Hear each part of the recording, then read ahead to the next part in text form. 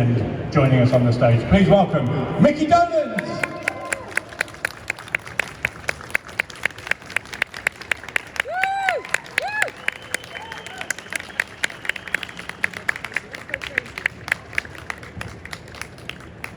Hello. So, how are you? You've been in London a couple of days now. You're doing the press runs and everything else. How are you getting on? I'm good, yeah. I'm above ground. That's a good start, yeah. Obviously you've been to London 1,000 times before, but you know, what have you been up to the last few days? Have you been enjoying yourself or just work? Just seeing some friends, hanging out, going to dinner, you know, catching up on some of the old haunts. And they're still there, are they, some of them? Yeah, a few of them, yeah. Excellent. Okay guys, let's start off with a question then, if you got one. No, if you haven't, I've got plenty. So we'll start way back then. How did you get into music to start with? My parents were both in the business, and I just sort of followed in their footsteps, basically. Started playing guitar and singing, and then being in little bands and stuff, and then got cast into the television show. And how did that casting come around? Were there auditions? Were there? Oh, many. It was very elaborate, the auditions. You had acting and singing and playing an instrument, improv. Yeah, quite elaborate, yeah. And did you have any acting experience alongside the music then? I'm sorry? Had you acted before alongside the music? Yeah, I had a series when I was a kid called Circus Boy. So I'd been in the business already a long time. So obviously you learned the guitar, and then suddenly you were asked to be a drummer. Did you know the drums, or did you have to learn fresh? Well, I knew music, and I said, you know, I'm a guitar player, and they said, we have enough guitar players. We need a drummer. And I started to study very hard, but I could read music because of playing the guitar. And I'd been in bands, you know, and so I was familiar with it. And I had a while to learn, but it was tough, a lot of work. And when the series was first pitched, I mean, it was a comedy series about a band. Did they ever actually intend for you to be a real band and to be so successful? Well, I guess they must have, because you had to be able to play an instrument and sing in order to get cast. So I'm sure they did have that in mind, yeah. And as a band, you were more successful than the TV series. I'm sorry? As a band, you were more successful than the TV series in the long run. Well, on the television series, we were never successful. That was what it was about, the struggle for success. And we weren't supposed to be successful on the show. But then, yeah, it took off, and we played many massive concerts, yeah. And you're still performing? Yeah, I still go out and tour, yeah, solo. Yeah. Not as much. I've kind of pulled back a little bit, because the traveling part is the thing that kills me now. They pay us to travel. We sing for free. Pretty much, yeah. That's how it works, isn't it? Yeah. Yep, you got questions down here then? Let's go in. Let's have the microphone switched on. That helps. Hi, Micky. I got a friend who worked with you on Metal Micky, and I wondered what drew you to that script as a producer and director.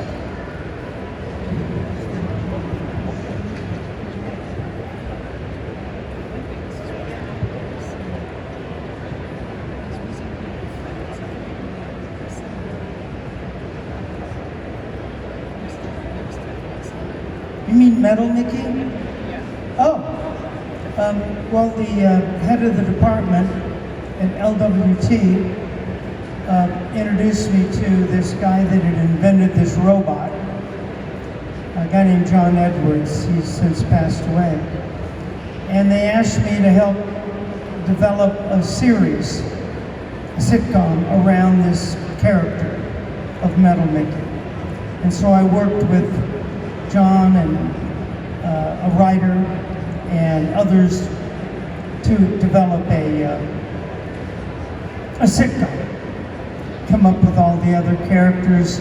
I came up with most of the other characters in The Family, if you remember the show. And we got picked up for a season, and it ran many years. Okay, next one.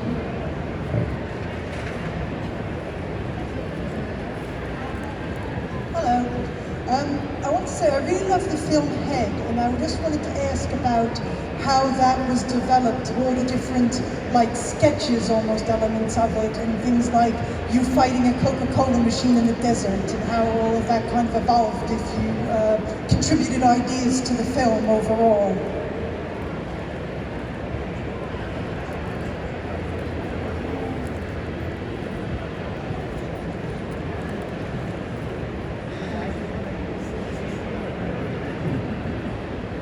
It was kind of a combination of both.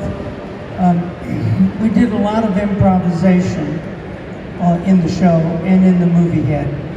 But the movie was scripted. It was scripted by Jack Nicholson. And Bob Rafelson was directing. And it was probably a little more scripted than the television show because it was much more expensive. We didn't have time to go off the script and goof around. On the series, we improv a lot, and they used a lot of it too. But the Coke machine, I think I heard you say something about, well no, that wasn't improv because they had we're in the middle of the desert, 100 miles from Los Angeles, with a Coke machine, and that had to be all set up and exploded safely. Next one. Hi Micky, welcome to the UK. I was fortunate enough to come with my family and see you in Nashville recently on your last tour, which was amazing, thank you. I saw that you said you'd been out for a Vindaloo, which I was impressed with the other night. I just wondered what other food you might be looking forward to over here, whether it be fish and chips or pie and mash, or what food you might be looking forward to here in the UK. I'm sorry, it's very hard to hear with this echo in here. It's ridiculous, huh?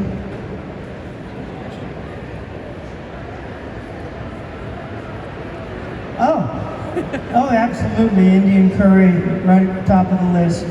Chicken vindaloo. And fish and chips, yeah.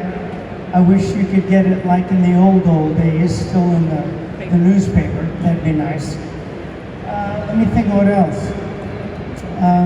That's probably about it, that kind of stuff, yeah. Good Sunday roast. Yeah, you can't beat a good Sunday roast. So you've travelled all over the world, obviously. What are some of your favourite places and some of your best memories of travelling? Well, here, I'm quite an Anglophile. I lived here for many years. I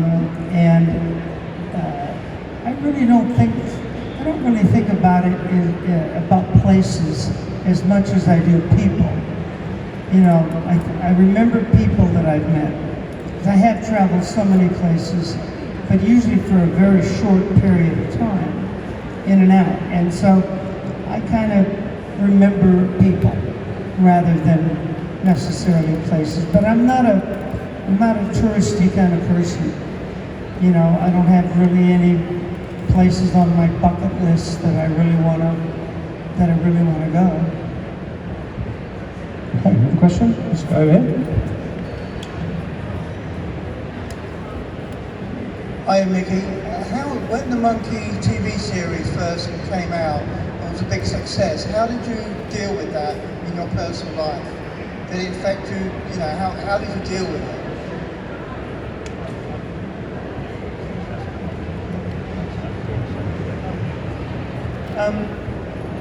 Well, I can only speak for myself, not the other guys, obviously. But I had already been in the business since I was a kid, and my parents were in the business. And I'd had marginal success with Circus Boy. I had a fan club, and I was in parades, and I signed autographs, and appeared in personal appearances. So I had a little taste of fans and notoriety, and I was on stage, doing promotions and things. But of course, nothing could have prepared me for what happened with the Monkees. But like I say, I had a little bit of a taste since I was a kid, so it didn't take me completely by surprise. But it was still a heck of a ride. And did the four of you kind of instantly get on? Did you instantly click as a band, as a group of friends, if you like, or did it take a while to kind of develop that?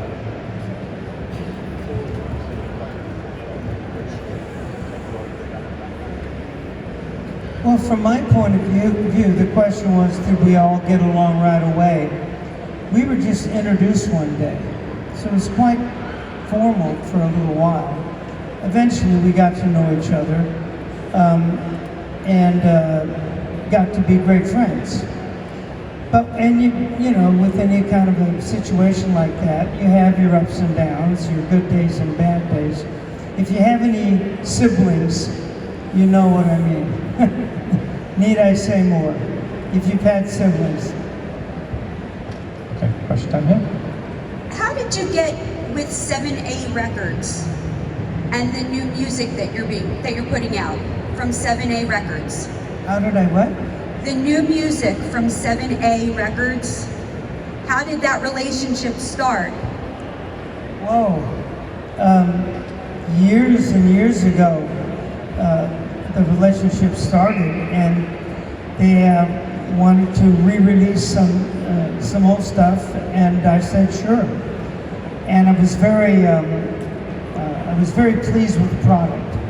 I thought they did a really good job with the packaging and took a lot of care.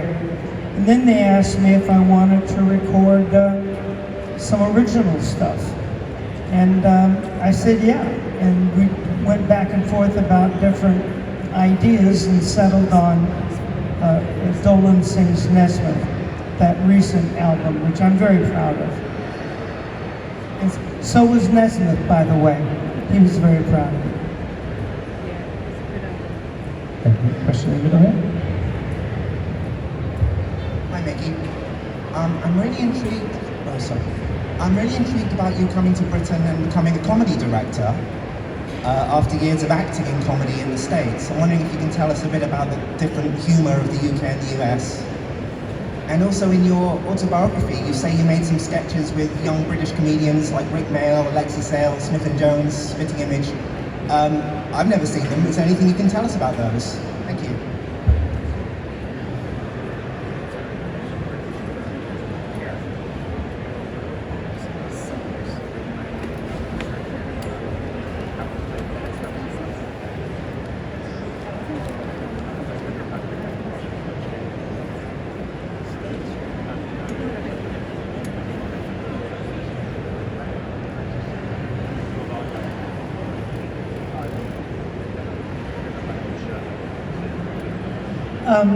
I think I understand the question.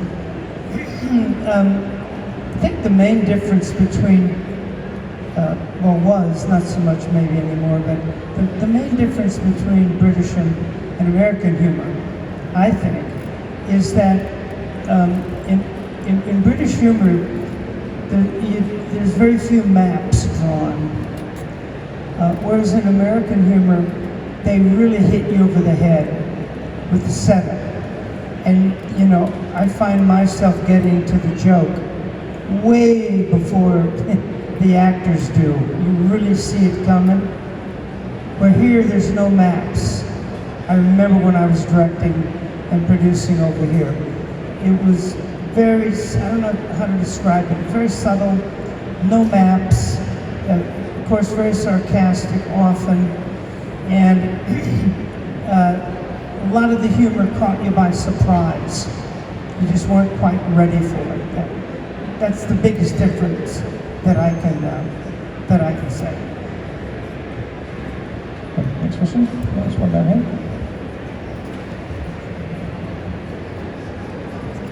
Hi Micky, welcome to London, my hometown. quick question. How does it make you feel to see fans like us, etc., that have been following you for the 56 years of the Monkees and separate Monkey things? How does that make you feel, knowing that we're still with you after 56 years?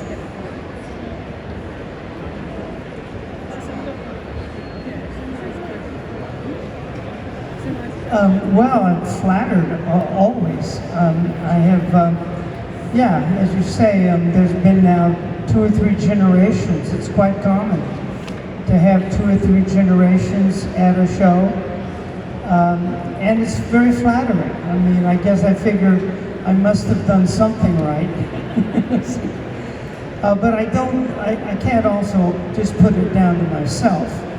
There were a lot of people involved in the Monkee project. There were songwriters. Just think of the songwriters. So when you say you love a song like I'm a Believer, well, that was written by Neil Diamond, one of the greatest songwriters, you know, of our time. Other songwriters like Boyce and Hart, Carole King, you know, Harry Nilsson, David Gates, Paul Williams, you know, great songwriters. I'd like to think that I helped by singing it, but you have to have a great song to start with, and the same thing with the television show. There were directors and writers and producers and all kinds of support staff, and you have to give credit a little bit to everybody. I cannot take all that credit just for myself. I'd like to think that I helped and I was part of it, but there's a whole lot of other people involved. So when I see people that have been around for 40, 50 years as fans, I also have to give credit to all those people that were there supporting me and helping me in creating that stuff. Whatever it is, it's still working.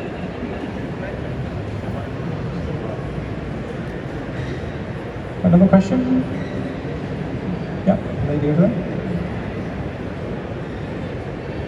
Hello. I just wanted to ask about the writing of the song Randy Scouse Git, because I just find it's got such an interesting construction and like a question and answer, like, not question and answer, but like different sections like speaking separately to each other in the song. And I was just wondering how you wrote that and came up with the idea and like the angry drums and things like that.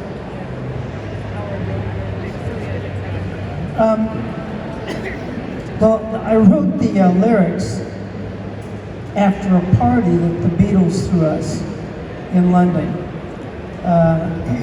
And I was hanging around with a bunch of people at the time, and I went back to my hotel room and I just started stream of consciousness stuff about people that I had met and things that I saw, and some of it is just totally meaningless and some just nonsense. But I wrote the words and played around with it until I got back to the States, and we went in the studio, and then it was kind of a collaborative effort. I wrote it on guitar, so I played guitar and the drums on it, and Peter and Mike and David would have all contributed. I don't remember necessarily what part, who contributed what bit, but it would have been a collaborative effort on the music, because Headquarters was the first album they let us totally play and produce ourselves. And Chip Douglas was there, so he would have contributed. Then the name Randy Scouse Git I heard on Till Death Us Do Part, where, what's his name, Alf, called,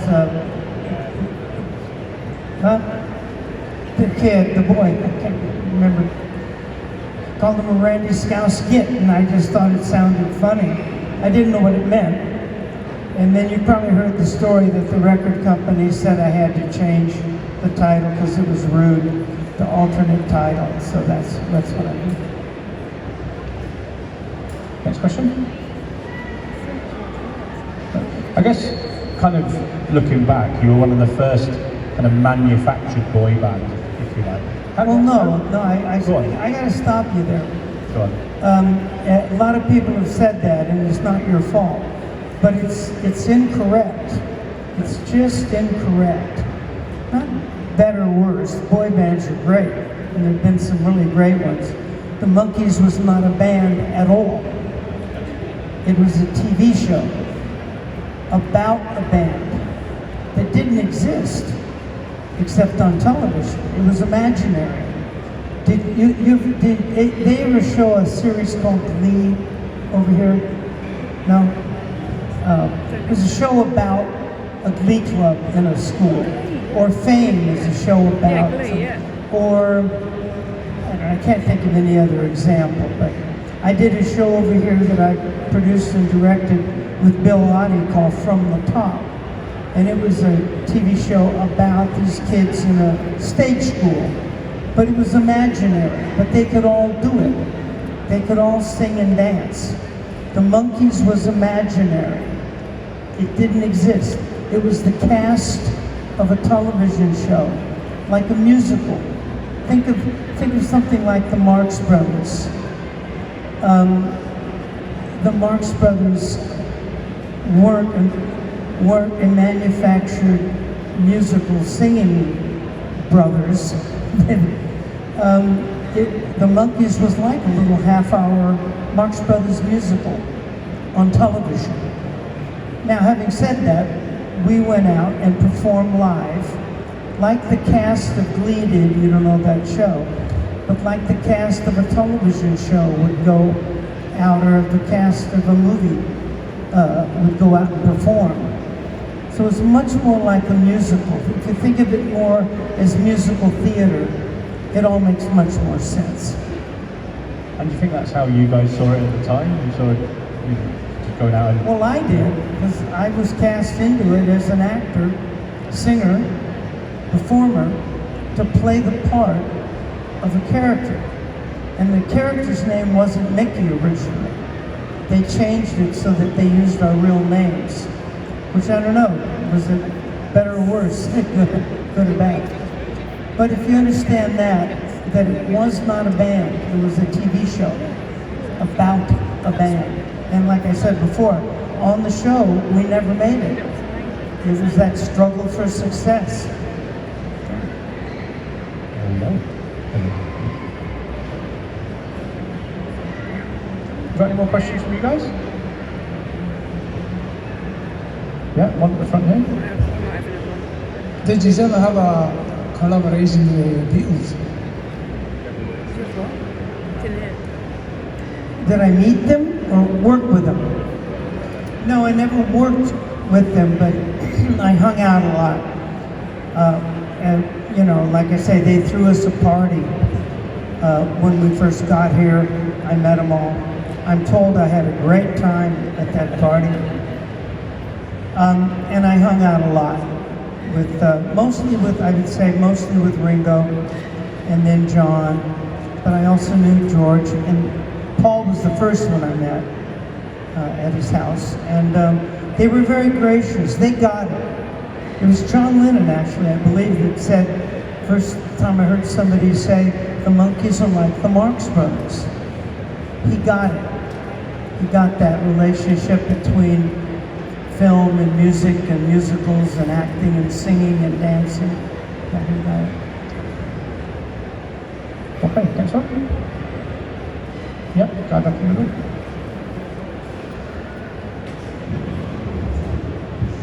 You were hilarious recently in Difficult People. Can you tell us about that? It must have been fun to stretch your comedy muscles again. Oh, they just called me up and asked. They sent me the script. They said they'd written the part for me. And I was apprehensive at first. I was leery. I don't like playing myself. I've been asked so many times to be Micky Dolenz, you know, in the mall, and somebody will come up and get my autograph or something. Because there's no challenge there, there's no acting, there's no skill, there's nothing. But I read the script and it was so freaking funny, that bit and how it ended up. with me. I couldn't resist. I had to do it, and I'm quite proud of that little part now. Right here for that. Thank you. You just said, to follow on from that question, you said you get asked to do a lot of projects. I wondered if there's ever been an approach from reality TV, or whether we can expect you to be on MasterChef or Dancing with the Stars anytime soon.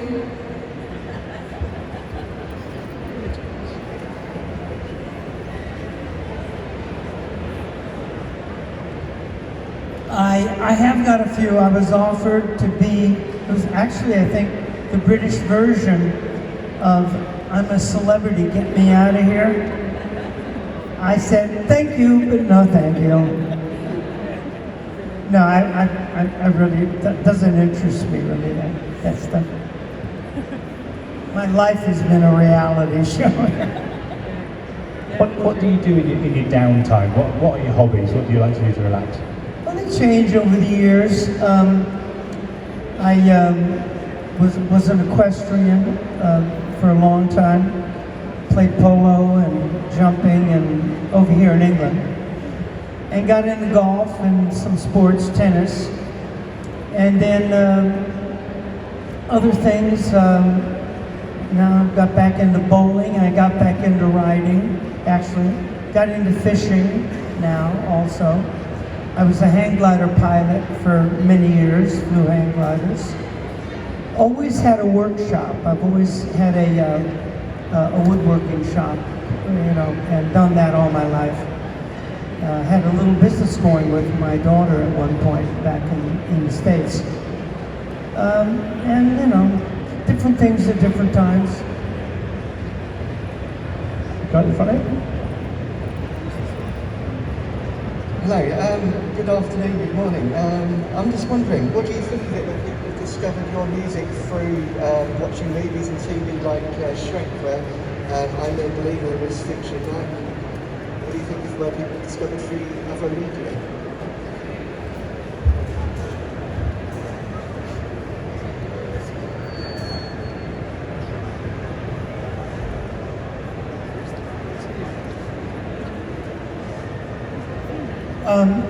No, I have no control over that at all.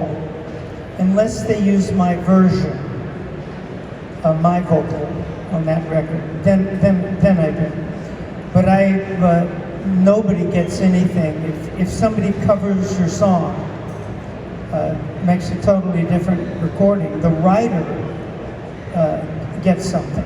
Neil Diamond would have got something for I'm a Believer in Shrek, but I certainly didn't. And they didn't ask, and I was never approached. At times I've been approached when they use one of my songs, my vocals, for a commercial, because in the States, then they do have to ask me and get my permission.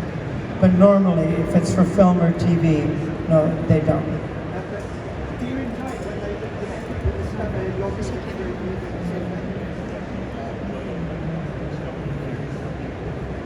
Oh yeah, I'm flattered. Absolutely. I thought that was great when Shrek came out with that, you know, with Smash Mouth version.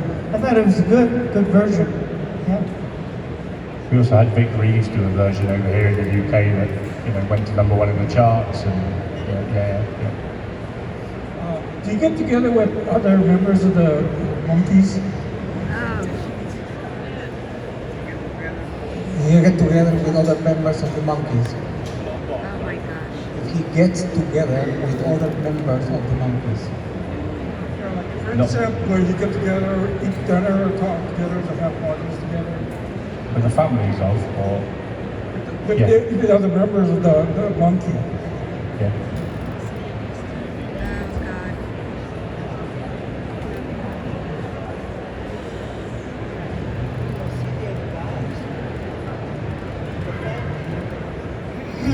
Yeah, I do mostly Mike's family, because I worked with Christian on that album. I'm still very close to Davy's family. Peter's, all his people live back east, so I don't tend to see them, bump into them much. But Davey's family, yes, and some of Mike's family too, because like I said, I just worked with Christian on that album. Yeah. Question here? Hi. I was just wondering what aspects of your career you feel most proud of.